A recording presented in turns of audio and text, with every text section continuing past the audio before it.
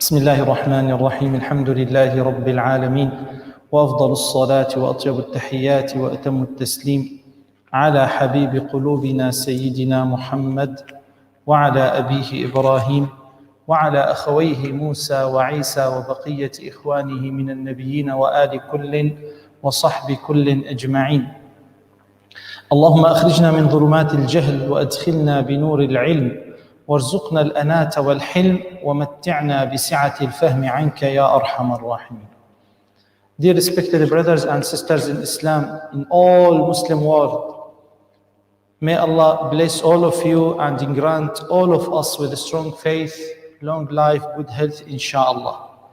We'll carry on, inshallah, to learn from the Sunnah of Rasulullah sallallahu alayhi wasallam, and we are with hadith number 119.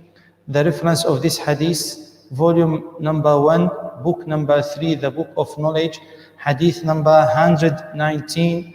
And if we have enough time, inshallah, we'll go ahead with hadith number 120, inshallah.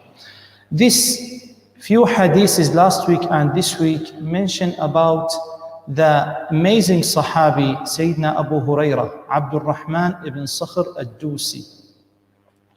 As I said last week, Abu Hurairah converted to Islam last maximum, let's say 3.5 or 4 years at the time of Rasulullah sallallahu alayhi wasallam, at the life of Rasulullah sallallahu alayhi wasallam. So, but if we look at the Sunnah of Rasulullah, we will find Abu Hurairah is number 1 among the Sahaba who passed the Sunnah of Rasulullah to us. So we mentioned last week, brothers, we have many Sahabi.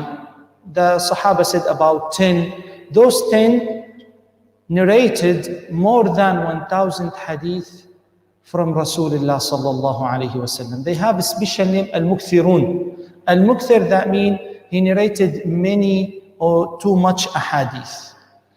But Abu Hurairah is number 1. He narrated more than 5,000 hadith. At his life, some people said, "Oh, Abu Hurairah, you narrated too much.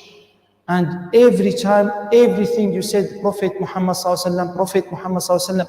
Please, brothers and sisters, try to send your heart, your soul to imagine with me, Abu Hurairah, every time, with every occasion, with every situation, he used to say, Prophet Muhammad sallallahu alaihi wasallam said, Prophet Muhammad sallallahu alaihi wasallam did. For that, the Sahaba said, even the Tabi'in, they said, "Oh, Abu Hurairah, always, you mention always the Prophet Muhammad sallallahu alaihi wasallam." So he taught us why he did like this. He said, at the time of Rasulullah sallallahu alayhi wasallam, the Muhajirin, the Sahaba of Rasulullah who immigrated from Mecca to Medina with the Prophet Muhammad sallallahu alaihi wasallam, they used to spend their life with business because their situation was little bit hard. They were poor people, so they spent little bit time to solve their life. And the Ansar, who used to live in Medina, they used to work in their farms, their land, their business as well, to support the Muhajirin. But Abu Hurairah, he mentioned about himself, and he didn't say, "I am." He said, Abu Hurairah, this very polite way when some people talk about themselves. I said, we have 4 words. Prophet Muhammad sallallahu alaihi wasallam mentioned this. Allah hates these 4 words. Ana, I, or I am. Nahnu, we are. Li, mine. This house, mine. This car, mine. This word, li, wa indi. Indi, I have knowledge, I have properties. These 4 words in Islam, to be honest, it's not nice to pronounce these 4 words too much. So Abu Hurairah, he said about himself, Abu Hurairah used to spend all his time the next door of Rasulullah sallallahu alayhi wasallam. He spent all his time to focus about the life of Rasulullah sallallahu alaihi wasallam. And this is what I said last week, brothers. This amazing way to learn how to get knowledge from the scholars. It's not enough to attend with the scholars in online 30 minutes every week. I have a class with Sheikh in Morocco, in Egypt, in UK, in Syria, in Mecca. Every week we have 30 minutes at the Zoom or with the online or something else. This is not enough, brother. This is not the proper way to get knowledge. Who want to seek knowledge, he has or she has to spend long time with the scholars. Trust me, brothers, this Bukhari, Kitab al-Bukhari, we spent minimum 8 years. 8 years with my Shaykh. He used to teach us this book at the time of Fajr. Not during the day, at the time of Fajr. And wallahi, I used to see the whole of the masjid full with the student. And this not 1 day per week. Trust me, 5 days per week. 5 days per week, you have to come to learn this book. We have now Bukhari class every Sunday, maximum 30 minutes, and you find people are lazy to come and to attend. But if we look at the knowledge of those people, with all respect, brothers and sisters, we'll find our knowledge is weak because we don't have good suhbah. Suhbah, that means when I spend time with my sheikh, with my teachers. This is called suhbah, the friendship. So this is what we should practice, brothers and sisters. Don't say any excuse. I'm honest. Abu Huraira gave us the best example to do suhbah with the teacher. He used to spend all his time with Rasulullah. He just gave for little bit food to keep himself strong. Even sometime he didn't find this little bit food. He said, I mentioned this hadith last week, when he said, I used to feel down between the house of Rasulullah and the mimbar of Rasulullah, the mihrab of Rasulullah, about 20 or 30 meters. He used to feel down. People, they used to say, is Abu Huraira sick? He said, Wallahi, he said about himself that he is not sick, but he is very hungry. He's starving. So this is, brothers and sisters, we should learn from the Sahaba. If you would like to be with Sahaba, to be close to Prophet Muhammad sallallahu alaihi wasallam, this is the life of Sahaba. This is the best example for us to practice in our life nowadays. Nowadays, we order our children to come to masjid every day to spend 2 hours. But if we ask the parents, are you ready to spend just 30 minutes with the teacher every day? Trust me, you will find brothers and sisters are not ready to spend this 30 minutes. And we have a lot of, with all respect, sometimes fake excuse. Sheikh, sorry, I'm busy. I have work. I have something. And you find some of them spend their life with social media. Is that work important or more important than Quran or Hadith? Brothers, with all respect, I'm happy with those who are non-Arabic, even Arabic people, who send their children to learn the Quran, to read the Quran, just reading, or to memorize Quran. I met a lot of brothers who memorize Quran better than me, but they are not ready to understand. They are not ready to explain one verse in the Quran. They memorize words. But Quran, not for that, brothers.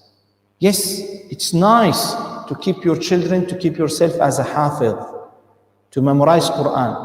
But better than if you memorize one verse and you learn and you understand this verse from your sheikh or from your teacher, wallahi, better than to memorize the whole Quran. Wallah, brothers, one verse with understanding with the practicing, better than to say, I am Hafiz, but I don't understand any verse. I don't have any knowledge from the Quran. The Quran in my tongue, my memory. But the real Hafiz, who will practice Quran at his life, who will practice Quran at her life. The real Hafiz who will practice Quran with everything. Quran is his guidance. This is the real Hafiz, brothers and sisters. Unfortunately, I see all the brothers, all the sisters bring their children. Sheikh, please, my son still in the juz' number 3, juz' number 4. I want my son to finish Quran quickly. And some parents, even some students, they come to finish Quran once, twice, 3 times with the Sheikh. After that, their religion stops. At that time, the children will go to college or university and they will not get any contact with Quran just in Ramadan. Brothers, wallahi, this is not the proper life of Muslim. This is not the real life of Muslim. Brothers, if we don't have contact with Quran every day, we should ask ourselves if we are real Muslim or not. If we don't have dhikr, if we don't have contact with the heart of Rasulullah every day, we should ask ourselves if we have real love to Prophet Muhammad ﷺ or not. This is the way of Sayyidina Abu Huraira. Abu Huraira spent all his time just to be the servant of Rasulullah sallallahu alayhi wasallam. Then Abu Huraira came to Prophet Muhammad ﷺ according to our hadith. This is hadith number 119. Abu Huraira said, Ya Rasulullah, I learned a lot of hadith from you, but I forget them. Prophet Muhammad sallallahu alayhi wasallam, when he saw Abu Huraira very keen to get the knowledge, Prophet Muhammad sallallahu alayhi wasallam grants him this big miracle from the heart of Rasulullah. He said, Oh Abu Huraira, spread your garment, your thawb, your rida. Abu Huraira has like this scarf or rida. He did what Prophet Muhammad ﷺ ordered him. And the Prophet Muhammad ﷺ made like this. He put 2 hands and did like this. As if feeling something in his hand, with his hand, and emptied that thing in the garment of Abu Huraira. And he said, Abu Huraira, wrap this garment and cover your body. Abu Huraira take his garment like this and cover his body again. Subhanallah. And he said, Wallahi, I didn't forget any hadith after this occasion. I memorized everything. The question, brothers, what happened when the Prophet Muhammad ﷺ did like this? And why Abu Huraira didn't forget as well? We have 2 points with this situation, with this miracle. The first one, we should believe as a Muslim, there are many energy, many powers, brothers, in the world. These powers are invisible. Unfortunately, we waste this power. I will give you a simple example for that. Look at us when we do dua, we raise our hand and we do like this. We beg Allah when we do dua. Does that make sense? Oh Allah, please, we beg you to give us, please support us. But why we do like this? Prophet Muhammad ﷺ in the authentic hadith in Abu Dawood, Sunan Abu Dawood, Nisa'i, and many books of hadith, he mentioned this situation. He said, Inna Allah la yastahyi min abdihi idha rafa'a yadayhi bid-du'a an yaruddahuma sufra. The meaning of this hadith, when any slave, any people, any person raised their hand to ask Allah and did like this, Allah feels shy to keep their hands empty.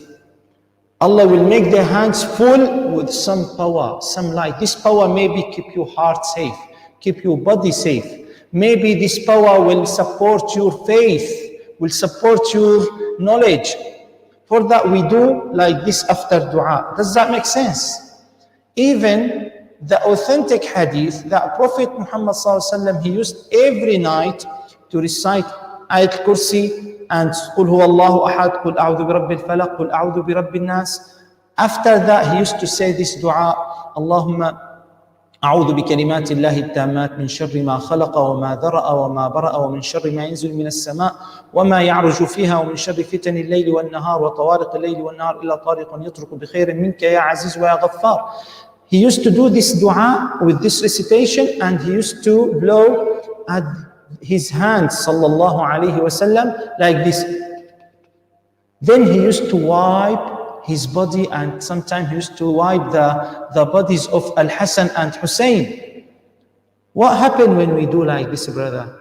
As a Muslim, we believe there is some power, some energy, some light come inside our heart, and we wipe our bodies, our face with this. When we do ruqyah, we recite something and we wipe on top of over the body of the people who get some troubles on their bodies or their life. So this is what the Prophet Muhammad ﷺ did with Abu Hurairah. The second point, that Abu Hurairah has strong faith. He said, Prophet Muhammad ﷺ did like this. We don't see anything inside his hand, but Abu Hurairah feel that inside his heart. He believed there is special power from the heart of Rasulullah comes to his heart. For that, he didn't forget anything. Many brothers ask us, Sheikh, Wallahi, I did ruqyah. Sheikh, I went to some shuyukh and they did ruqyah for me. Sheikh, I recite Ayat Kursi, but still I saw bad dreams. Sheikh, I recite Surah Al-Fatiha, Al-Shafiyah. I feel pain. I recite this surah 1,000 times and still the pain in my body. All the answers of these questions with one point. When you recite, do you believe this verse is shifa? Do you believe Allah will grant you with shifa with this Quran? If you have one doubt, 99% yes, and 1% I have doubt, you will not get the shifa. You must to feel 100% there is shifa from this verse. You must to feel 100% there is power from these words. This Allah's words, brothers. This not people words. So this is what happened with Abu Hurairah. Abu Hurairah, in the next hadith, hadith number 120, Abu Hurairah said, حفظت من رسول الله صلى الله عليه وسلم وعاءين فأما أحدهما فبثثته وأما الآخر فلو بثثته قطع هذا البلعوم. Subhanallah. Abu Hurairah said, I learned from the Rasulullah صلى الله عليه وسلم two kinds of knowledge. Two kinds of knowledge. One of them, I propagated this knowledge between people. And other one, I keep it safe in my heart. I didn't propagate this knowledge between people, because if I mention this kind of knowledge, the second kind, people will kill me. What does that mean? Some people, they go to interpret this hadith with the wrong way. Easy way, brothers. The knowledge that people need at their life, like halal, haram, forbidden, allowed, it's not allowed. Abu Hurairah separated this knowledge between people. But there are some kind of knowledge, brothers. The scholars should keep this knowledge for themselves or special group around them. Like if I want to teach now the knowledge of mawarith. Mawarith, that means the inheritance. Can I teach this on a Friday? Or to public people? No. Because maybe 70, 80% from those people will not understand this knowledge, and you will keep them confused. Sayyidina Ali, he used to say, Sayyidina Ali karramallahu wajhahu, he used to say to Sahaba, خاطب الناس, Sahaba and Tabi'een, he used to say, خاطب الناس على قدر عقولهم. If you want to teach people, you have to teach people according to their situation and their levels of knowledge. I will not come to people who used to do hard work as a builders, as a businessman, and I will teach them the knowledge of the people who study masters in the university or who study PhD in the university, like the knowledge of Tawheed, Sifatullah. If you want to teach people this kind of knowledge, trust me, maybe some people, they will get wrong meaning and they will go with the wrong way. For that, Sayyidina Ali said, if you want to teach, you have to recognize what is the situation of people around you, the audience. Are the audience ready to get this knowledge or no? So this is what Abu Huraira said. And some scholars said, Allah bless Abu Huraira to get this knowledge from the heart of Rasulullah. The Rasulullah sallallahu alayhi wasallam, the Prophet Muhammad sallallahu alayhi wasallam, gave Abu Huraira some knowledge about the tribulations in this dunya. We call al-fitan. And he gave him some names of the bad leaders in the nation of Rasulullah. And some of them, they will be very close to the time of Abu Huraira. And Abu Huraira used to say, "Oh Allah, please protect me, keep me safe from the year 60, and after that." He used to say this dua. Sahaba or Tabi'een didn't recognize why Abu Huraira he used to say that. Indeed, Abu Huraira passed away at the year 59. Allah accept his dua. He passed away 59, years 59 of Hijrah. And the year 60, Yazid ibn Muawiyah, he was the leader of the nation of Rasulullah. And all of us, we know what happened. When the Yazid ibn Muawiyah, he was the leader of the nation of Rasulullah, we know this bad occasion, the Maqtal Sayyidina al-Hussein, and what happened in Mecca and Medina. Very, very bad news, very dark history, Islamic history at the time of Yazid ibn Muawiyah. Very, very bad situation. So Abu Huraira, he used to ask Allah to protect him, to keep him safe from this fitan. And he used to ask Allah to protect him from the bad leaders of the nation of Rasulullah sallallahu alaihi wasallam. So this knowledge will teach us as a scholars. Maybe Allah will grant you with special knowledge. You have to be intelligent. If that knowledge is suitable to spread everywhere, or this knowledge should be with special people, special group. Like, if I want to teach the pillars of a prayer, I will say that on a Friday speech, I will say that every time. The pillars of wudu, the pillars of hajj, the pillars, all these pillars of fasting, siyam. All this knowledge, we should spread everywhere. If you want to give tafsir, interpret the verse of Ayat al-Kursi, the verse of some verses in Surah Al-Baqarah, some verses in Surah Ali Imran, this is good every time. But if you want to talk about the Aqidah, is that allowed with everyone? No. About Mawarith, is that allowed every time? No. Even the knowledge of Tajweed. Tajweed, we give the basic knowledge in Tajweed for public. But if we want to talk about the qira'at, 7 qira'at, 7 recitations, or 10, is that allowed to everyone? No. You will find some people will be in the class like someone don't understand anything or doesn't understand anything. So this is what we should understand from the hadith. If you have knowledge, you have to know if this knowledge is suitable with the audience, with people. Maybe I will go to read some hadiths. Now, brothers, now we have 4 madhab.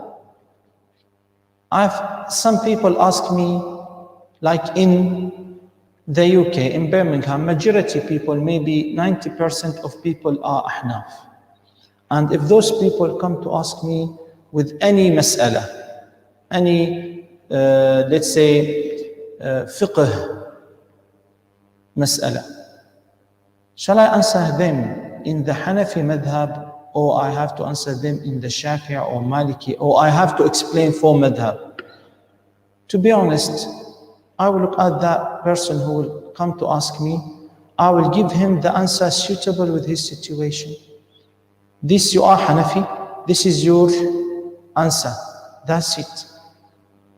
Some people, they want to make sure. They will say, okay, in Hanafi madhab this, in Shafi'i madhab this, in Hanbali madhab this. You will find that person get confused. Especially if the situation sometime, as we think as a normal people who are not educated, we think, oh, there is totally different ways. So what shall I follow? We'll say no.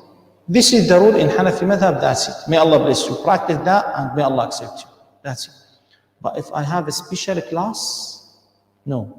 With a special student, I will teach them 2nd madhab, 3rd madhab, 4th madhab. Why not? Because those will be, inshallah, as scholars in the future. This is what we should understand. May Allah protect all of us and grant all of us with proper knowledge. This knowledge will practice in our life. Allahumma ja'alna min alladhina yastami'una al-qawl fayattabi'una ahsanahu walhamdulillahi rabbil alameen wa sallallahu ala sayyidina Muhammad wa ala alihi wa sahbihi ajma'in. Do you have any question?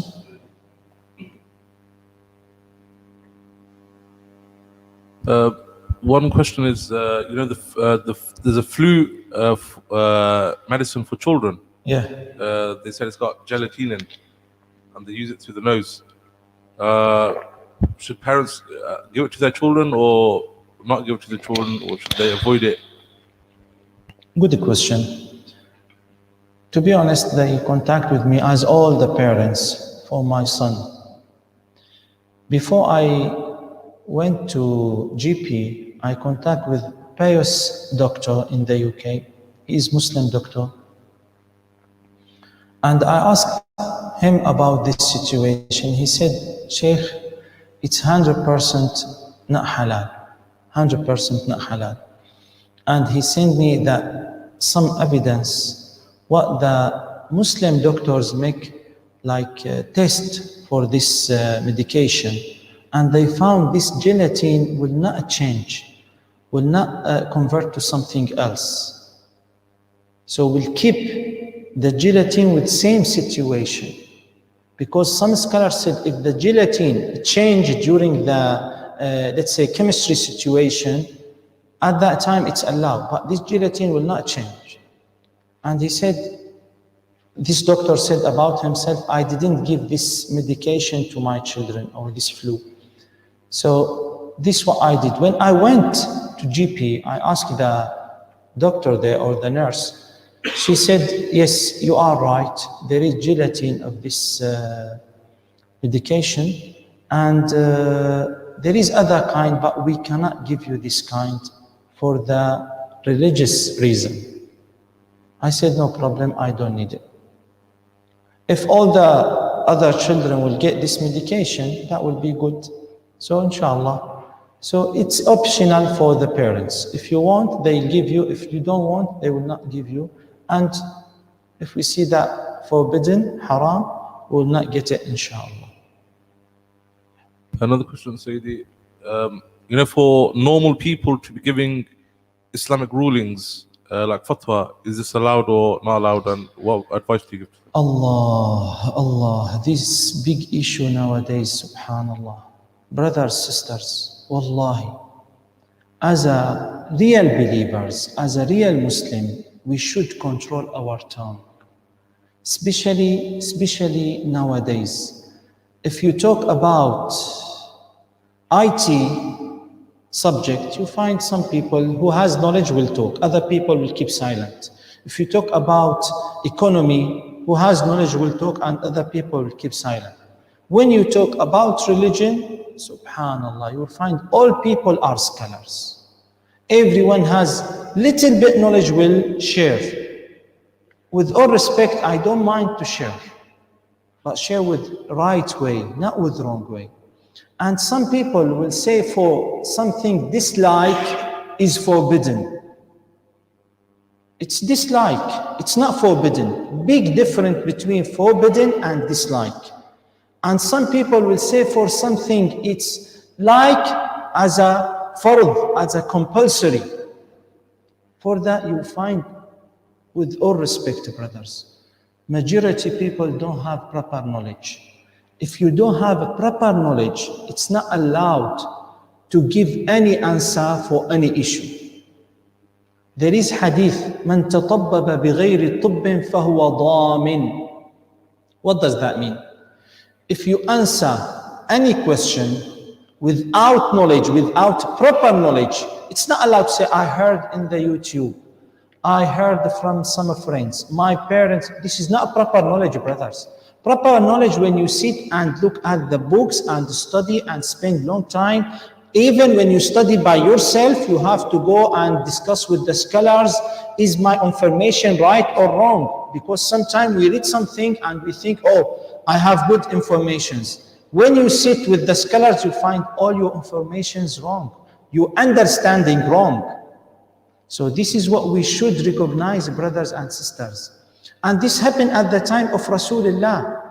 When the Prophet Muhammad ﷺ narrated the verse of Allah with the time of fasting, وَكُلُوا وَاشْرَبُوا حَتَّى يَتَبَيَّنَ لَكُمُ الْخَيْطُ الْأَبْيَضُ مِنَ الْخَيْطِ الْأَسْوَدِ مِنَ الْفَجْرِ. Allah said, you have permission to eat and drink till to see the light, the light of Fajr. Some Sahaba didn't recognize he meant the light of Fajr. He thought, I will take one string white and one string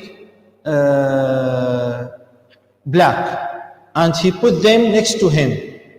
At their time, there is no electricity. And he sat and keep eating and drinking, and every time he looked at the string of white string on dark string, and he didn't recognize them till the sunrise. When the sun started rise, he went to Prophet. He said, Ya Rasulullah, this is what happened with me. Prophet Muhammad ﷺ said, you misunderstanding this verse. You misunderstanding. This is not the mean, the white string or rope and the black rope. This is the light of Fajr. When the Fajr come, you have to stop eating and drinking. Do you understand me, brother? This happened with Sahaba. So this is what we should understand. It's not enough to read some books. Some friend asked me, okay, I will go to Google now to find the answer, or I will go to some Islamic books to find the answer. Better to go to scholars who has proper knowledge, who can show you the right way. And if I don't have this, don't answer. Don't answer, because on the day of judgment, Allah will ask you about this. Allah bless all of us. The final thing related to this one, that question, Sayyidi, are we allowed to relate the religion according to ourselves, to our understanding? Can we implement, anything in the religion according to our understanding? Is this sin, or is it? I said this story last week or the week before. A man, very humble man, entered to class of Sheikh. This Sheikh has 1,000 students at his class. And the Sheikh, during the class, he asked a question for the student. This humble man, but pious man, scholar, real scholar, he gave the Sheikh the answer. The Sheikh was surprised with this answer. He said, who said that? How did you get this answer? He said, the Prophet Muhammad ﷺ said that. He said, I didn't hear that from the Prophet Muhammad ﷺ. I didn't find that in the ahadith. So the humble man, he said to the scholar, do you know that all ahadith of Prophet Muhammad ﷺ? He said, no. He said, so this is from the side that you don't know. Brothers, some people, with all respect, especially with all respect, Pakistani, Bengali, Afghani, with all respect, even Morocco, some countries, if you are not Hanafi, that means you are not Muslim. If you don't follow Hanafi madhab, that means your religion is not right. This is, trust me, very bad idea. This is wrong idea. Brothers, some people, they think the religion just what they understand. No, our religion very wide. The story happened at the time of Rasulullah. One Sahabi, he recited Quran surah in front of Sayyidina Umar. When he finished this surah, Sayyidina Umar was surprised. He said, who taught you this surah? Who taught you this recitation? He said, the Prophet Muhammad sallallahu alaihi wasallam. He said, you are liar. The Prophet Muhammad sallallahu alaihi wasallam taught me this surah with different recitation. This Sayyidina Umar with the Sahabi went to Prophet Muhammad. He said, Sayyidina Umar said, Ya Rasulullah, this person recite Quran with wrong way. The Prophet Muhammad sallallahu alaihi wasallam said, O Umar, recite this surah by your way. Sayyidina Umar recite the surah. He said, amazing, perfect. He said to that Sahabi, recite the surah by your way. This Sahabi recited same surah by different way. We call qira'at, different letter. And Sayyidina Muhammad sallallahu alaihi wasallam said, amazing, 100% right. O Umar, this Quran comes with 7 ways of recitation, 7 ways of qira'at. So brothers, maybe I have knowledge, but maybe some people have more than me knowledge. Maybe some people, they have knowledge that I don't have. Till now, wallahi, till now, I found a lot of ahadith that I don't know. I have a lot of knowledge that I don't know. Don't say, I'm we are nothing. We are nothing. May Allah keep us on the right way. Alhamdulillah. بسم الله الرحمن الرحيم الحمد لله رب العالمين والصلاة والسلام على سيدنا محمد وعلى آله وصحبه أجمعين. اللهم علمنا ما ينفعنا وانفعنا بما علمتنا وزدنا علما وعملا متقبلا يا أرحم الراحمين. اللهم أغننا بالعلم وزينا بالحلم وجملنا بالعافية. اللهم زدنا من فضلك وأمدنا بإمدادك وأدخلنا حظيرة قدسك. لا تدع لنا ذنبا إلا غفرته ولا هما إلا فرجته ولا دينا إلا قضيته ولا مريضا إلا شافيته وعافيته. اللهم اشف آباءنا وأمهاتنا وأزواجنا وأولادنا وإخوتنا وأخواتنا واشف أمة محمد أجمعين. اللهم ارفع عنا هذا البلاء، ارفع عنا هذا الفيروس يا أرحم الراحمين، ارفع عنا هذا الداء. لا شفاء إلا شفاؤك ولا دواء إلا دواؤك. اللهم اشفي فأنت الشافي، اللهم اشفي وأنت الشافي. اللهم اجعل القرآن شفاء لقلوبنا وأرواحنا وأذهاننا يا أرحم الراحمين. اللهم يا الله اجعل سراجا منيرا في هذا الكون. اللهم كل من سمعنا وحضر معنا أو سمعنا لاحقا آنس قلوبهم بمحبتك وزدهم من فضلك وانفحنا وإياهم بنفحات علمك وأنسك يا أرحم الراحمين. اللهم اغفر لأمة محمد أجمعين. Ya Allah, for the sake of your beloved the Prophet Muhammad sallallahu alaihi wasallam, grant all of us with best knowledge, Ya Arhamar Rahimin. Give us the ability to understand the Quran, to practice Quran in our life, to practice the Sunnah of Rasulullah in our life. Please, Ya Allah, please, we beg you, Ya Allah, to grant all of us with a strong faith, long life, good health, Ya Arhamar Rahimin, with our parents, with our families, with our children, with our brothers and sisters, with all Muslims in the world, Ya Arhamar Rahimin. Ya Allah, please guide us to get the best knowledge and help us to practice this knowledge in our life.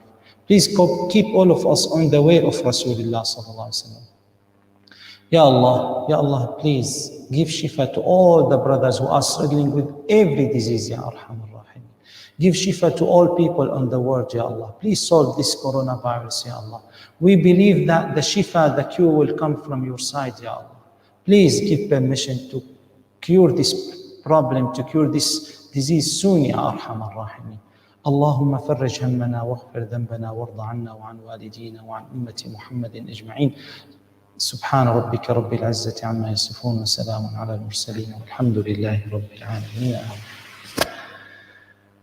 يا الله، الحمد لله.